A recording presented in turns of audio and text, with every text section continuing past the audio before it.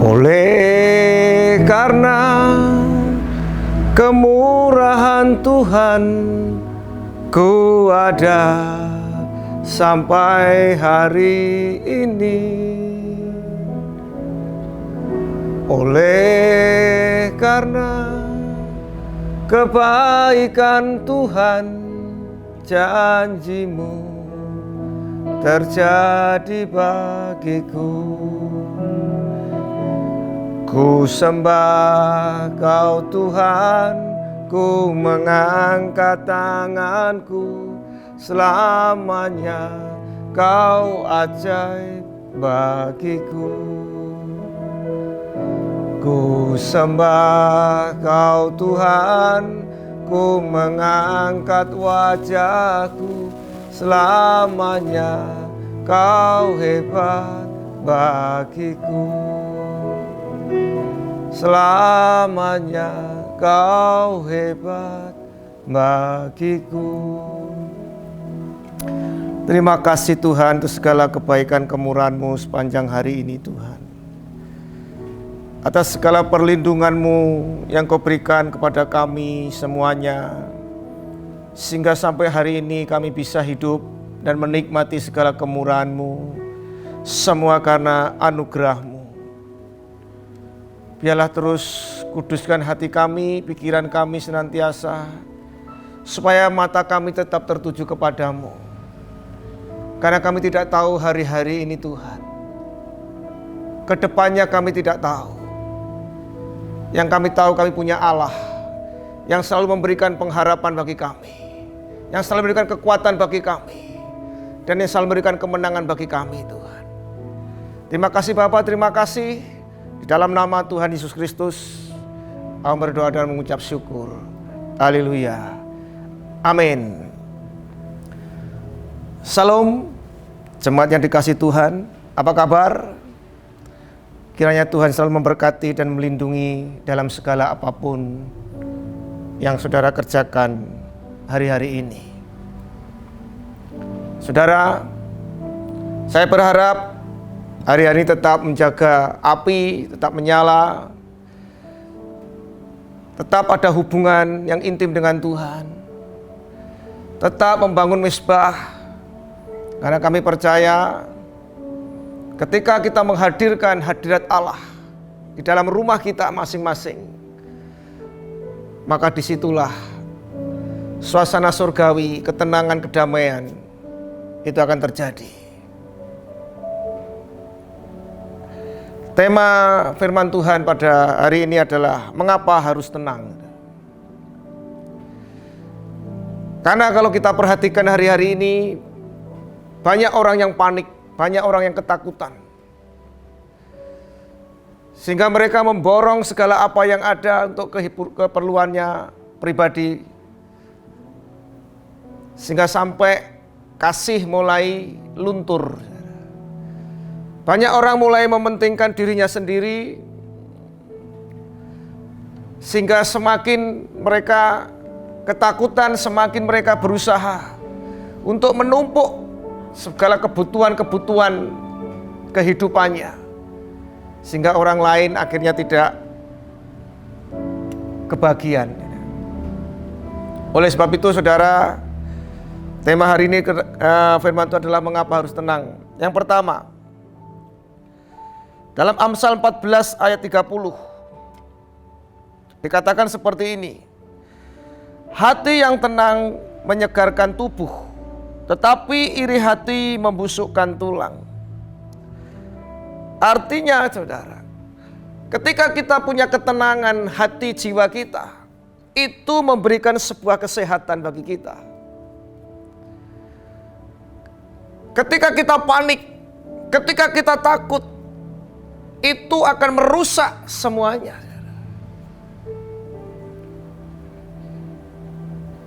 Kesehatan tubuh kita akan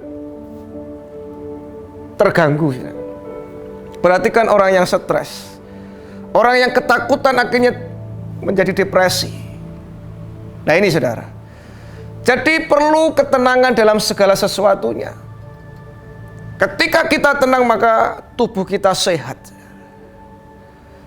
Jadi untuk mencikapi hal-hal seperti ini, mari jemaat yang dikasih Tuhan, belajar untuk tenang. Belajar untuk tenang.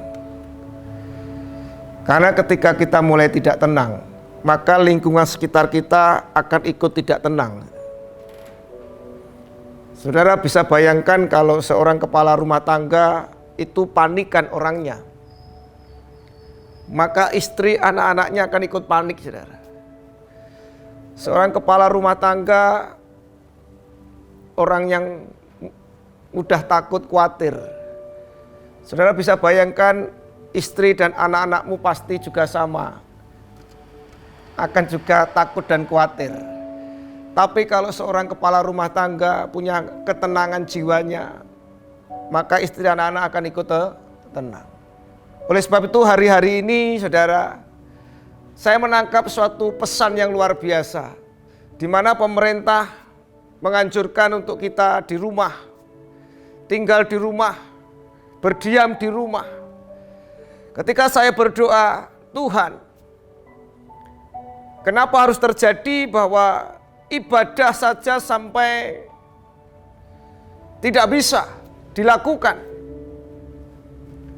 Padahal firman-Mu mengatakan bahwa beribadahlah kepada Tuhan Allahmu, maka akan dicukupi segala keperluanmu, makananmu, minumanmu. Bahkan dikatakan akan dijauhkan segala penyakit dari tengah-tengahmu, dijauhkan dari segala perempuan yang keguguran atau yang mandul. Tapi why di saat-saat seperti ini malah ibadah tidak bisa dilakukan? Ketika saya bertanya seperti itu saudara, ada satu pesan yang Tuhan sampaikan. Justru di saat seperti ini, Tuhan ingin melihat seberapa imanmu, seberapa cintamu kepada Tuhan. Mungkin seperti hari-hari biasa saudara ibadah 1 minggu sekali di gereja. Tapi dengan keadaan seperti ini Tuhan ingin melihat apakah kita di rumah itu tetap beribadah. Bahkan waktunya malah lebih banyak lagi saudara. Saudara bisa baca firman, bisa berdoa bersama-sama dengan keluarga. Waktunya sangat banyak. Oleh sebab itu saudara saya ingatkan, hadirkan kerajaan Allah dalam rumahmu. Hadirkan hadirat Allah dalam rumahmu. Karena disitulah ada ketentraman, kedamaian. Saudara, saya selalu berpesan, hari-hari ini bangun mezbah. Bangun mezbah keluarga. Karena hanya ini satu-satunya jalan untuk menghentikan penyakit sampar saat ini. Hanya membangun mezbah. Karena kita ibadah di luar sudah tidak bisa. Dan satu-satunya jalan itu adalah membangun mezbah.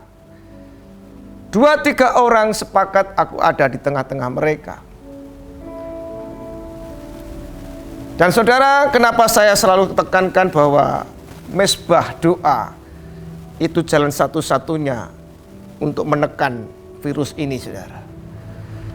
Di dalam 2 Samuel 24 ayat yang terakhir, ayat yang ke-25. Ini saya yakin karena ini adalah permintaan Tuhan. Jadi bangun mezbah itu permintaan Tuhan, saudara. Aku ulangi lagi, bangun mezbah itu keinginan Tuhan. Dimana ketika Daud melakukan suatu kesalahan, dengan menghitung seluruh rakyatnya, tentaranya, maka Tuhan memberikan suatu hukuman. Akhirnya 3 hari terjadi penyakit sampar, bahkan 70.000 orang meninggal. Kalau sampai saat ini belum ada 70.000 saudara yang meninggal dari data sampai hari ini. Saudara bayangkan, dan apa yang Tuhan inginkan? Daud diperintahkan untuk mendirikan mezbah. Saya yakin itu tidak gampang ketika saudara mendirikan mezbah. Karena saudara harus mengejak suami, anak-anak, istri, itu bukan perkara yang mudah, saudara.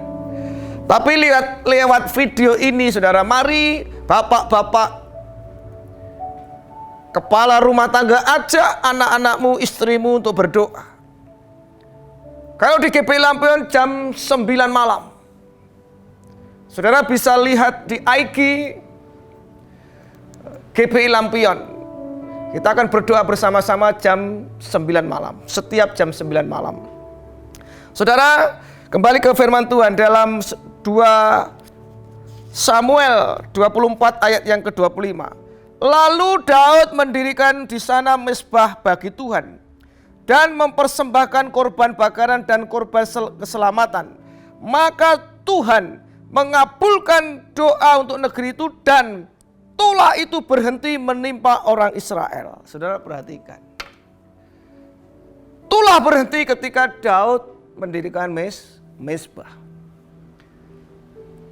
Mari kita sama-sama hari-hari ini bangun mezbah. Ini saudara, itu satu ketenangan. Saya yakin ketika kita mulai bangun mezbah dalam keluarga, ada satu ketenangan akan Tuhan berikan. Ada satu damai sejahtera Tuhan berikan. Yang kedua, kenapa kita harus tenang? Di dalam 1 Petrus 4 ayat 7 dikatakan seperti ini, saudara.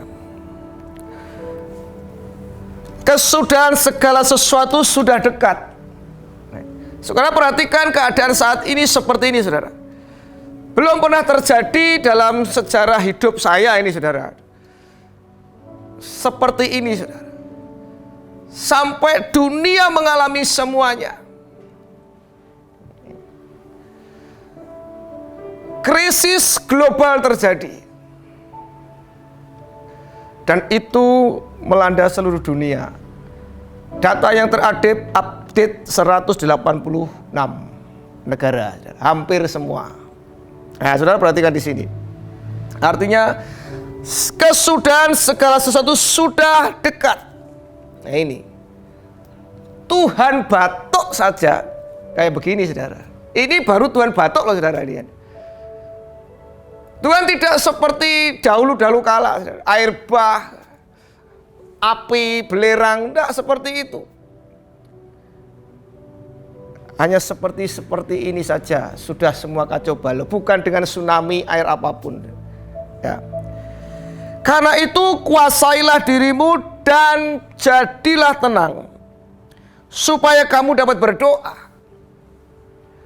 Untuk kita bisa tenang, harus bisa menguasai diri kita.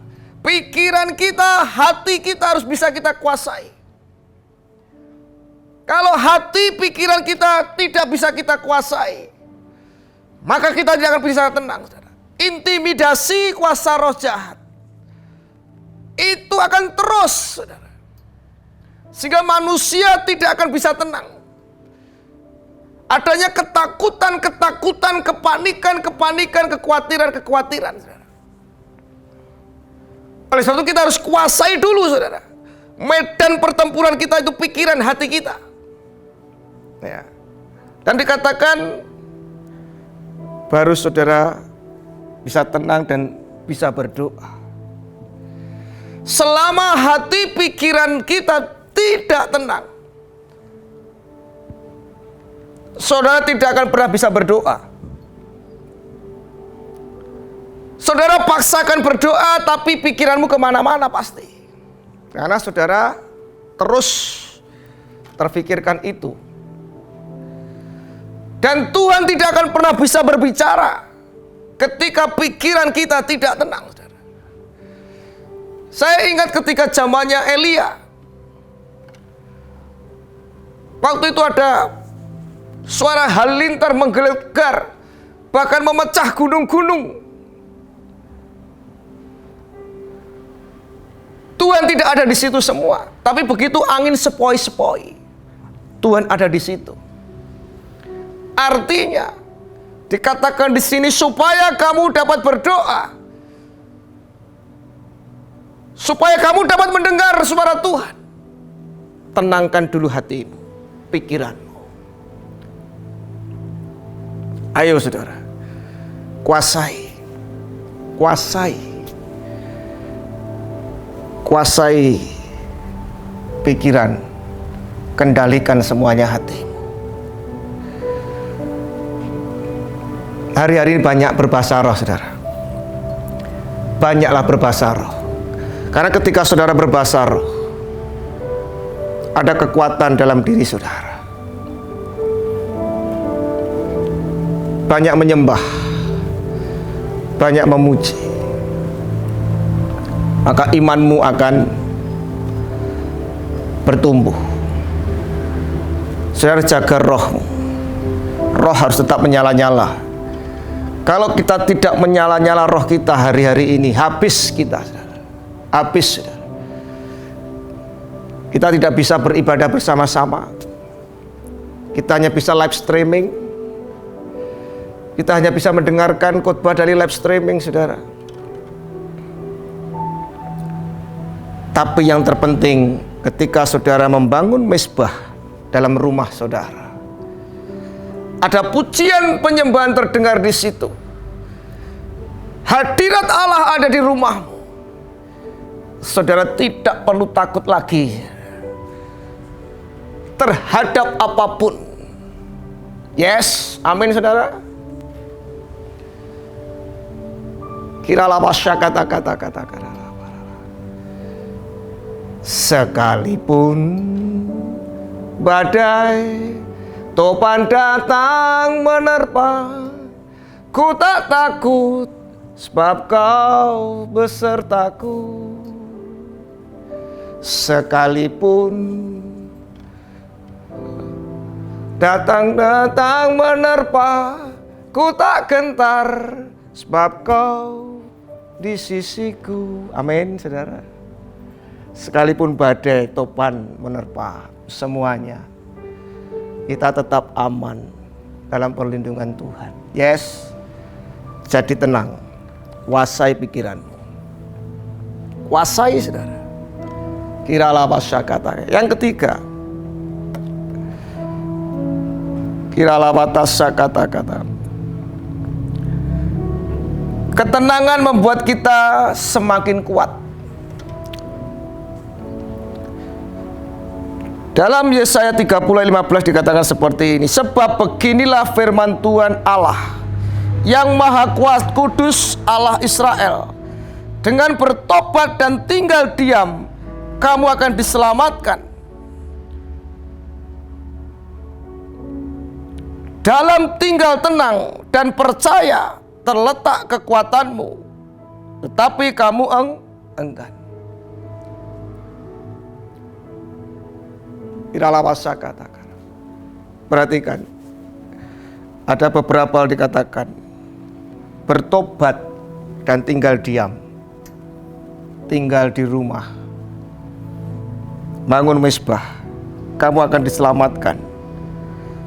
Kalau saudara tidak tinggal diam, saudara malah keluyuran. Nah ini saudara, artinya saudara melanggar apa yang menjadikan peraturan dari pemerintah. Jangan saudara, karena pemerintah itu juga adalah wakil Tuhan. Dalam tinggal tenang dan percaya terletak kekuatan. Orang yang tenang, percaya, itu akan kuat saudara. Orang yang tenang itu akan kuat saudara. Oleh sebab itu saudara harus hari-hari banyak sekali memuji Tuhan supaya saudara kuat. Karena dikatakan orang yang menanti-nantikan Tuhan itu akan mendapat kekuatan yang baru. Lah saudara, bayangkan kekuatan yang baru. Ya. Jadi bertobat, tinggal tenang, diam. Mungkin hari ini kita sudah banyak salah di hadapan Tuhan. Seperti Daud mengakui dosanya, mengakui kesalahannya. Mari saudara hari-hari kita bertobat kalau selama ini jauh dari Tuhan. Saudaranya seminggu sekali datang ke gereja. Bahkan di rumah sama sekali tidak ada sesuatu persekutuan dengan Tuhan. Ini waktunya ketika saudara diberi kesempatan untuk stay di rumah, diam di rumah. Pergunakan untuk berdoa menyembah Tuhan. Pergunakan waktumu ini untuk memuji Tuhan. Saudara bisa putar lagu-lagu rohani di rumah sambil saudara memuji Tuhan. Karena saya kebetulan tinggal di daerah perumahan juga. Hari-hari ini saya dengar tetangga-tetangga saya itu putar lagu rohani terus. Wah, saya katakan luar biasa. Biasanya koplo, saudara. Ini luar biasa, saudara. Mereka menyanyikan lagu rohani. Wah, saya sangat puji Tuhan. Nah ini, saudara. Kebetulan lingkungan saya sekitar kanan kiri saya itu orang percaya Tuhan. Nah inilah waktunya seperti itu, saudara. Saudara putar lagu-lagu rohani, saudara menyanyi, memuji suami, anak, istri, memuji Tuhan. Kebaikan Tuhan, kemurahan Tuhan. Bahkan kita tidak tahu esok apa yang terjadi, saudara. Tapi di saat kita diberi anugerah kesehatan saat ini, saudara bisa bekerja, saudara bisa menikmati semuanya. Bahkan di lain pihak banyak yang terjangkit, terpapar, mereka harus diisolasi, mereka harus berjuang dengan maut. Saudara masih diberi kekuatan. Inilah saudara, harus bersyukur, saudara. Harus bersyukur, saudara. Iralabasya kata-kata. Saudara harus bersyukur dengan Tuhan. Saudara bersyukur. Dan ketika saudara mulai tenang dalam diri saudara, maka kekuatan itu ada. Dan saya berharap saudara, jemaat semuanya hari-hari ini, yang selalu saya ingatkan, baca firman, berdoa, bangun mezbah. Hari-harimu pergunakan semakin dekat dengan Tuhan. Tuhan sedang memberi kesempatan kepada kita untuk mencarinya. Untuk mencarinya. Ayat yang terakhir, saudara. Ini yang sering dibacakan hari-hari ini, saudara. Dan saya menangkap ini hal yang luar biasa. Pemulihan semuanya bisa terjadi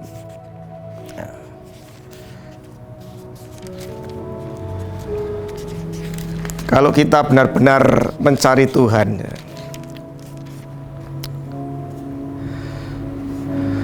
2 Tawari 7 ayat yang ke-13 sampai 14. Demikianlah firman Tuhan. Bila mana aku menutup langit sehingga tidak ada hujan, dan bila mana aku menyuruh belalang memakan habis hasil bumi, dan bila mana aku melepaskan penyakit sampar di antara umatku, dan umatku yang atas namaku disebut merendahkan diri, berdoa, bangun mezbah, dan mencari wajahku, baca firman, berdoa, dengarkan firman Tuhan, lalu berbalik dari jalan-jalan yang jahat, bertobat. Ya ini saudara. Maka aku akan mendengar dari surga dan mengampuni dosa mereka, serta memulihkan negeri mereka. Saya ulangi lagi saudara. Serta memulihkan negeri mereka. Nah ini saudara. Luar biasa kan saudara. Jadi dengan bertobat, merendahkan diri saudara, mencari Tuhan, berbalik,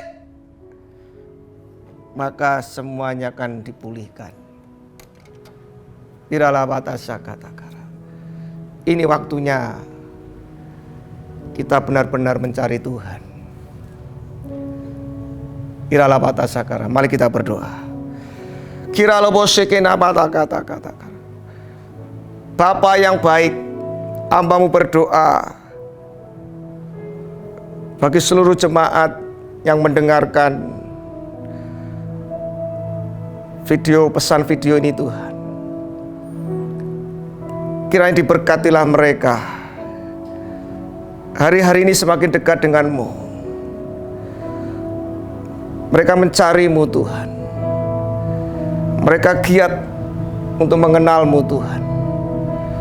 Kiralah bosekinala kata-kata. Luputkan mereka Tuhan. Bentengi mereka Tuhan. Siralo poto sekete kadala. Karena hanya orang-orang yang mengasihimu, yang sungguh-sungguh denganmu, yang hatinya melekat kepadamu, yang kau luputkan hari-hari ini Tuhan. Biarlah di rumah mereka masing-masing mereka membangun mezbah, dan biarlah hadirat-Mu memenuhi rumah mereka masing-masing, sehingga rumah mereka aman dalam perlindungan yang maha tinggi. Terima kasih Bapa, terima kasih. Di dalam nama Tuhan Yesus Kristus, hamba berdoa dan mengucap syukur. Haleluya. Amin. Tuhan Yesus memberkati.